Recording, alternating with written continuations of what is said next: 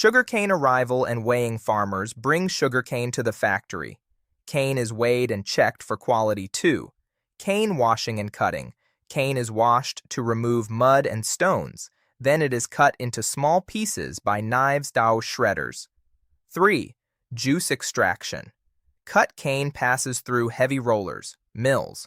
Rollers crush the cane and extract juice. Leftover dry fiber is called bagasse.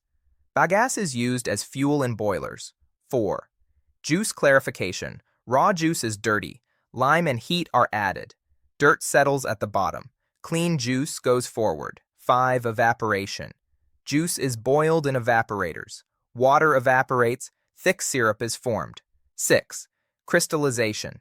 Syrup is boiled in vacuum pans. Sugar crystals start forming. 7. Centrifugation mixture. Goes to centrifuge machines.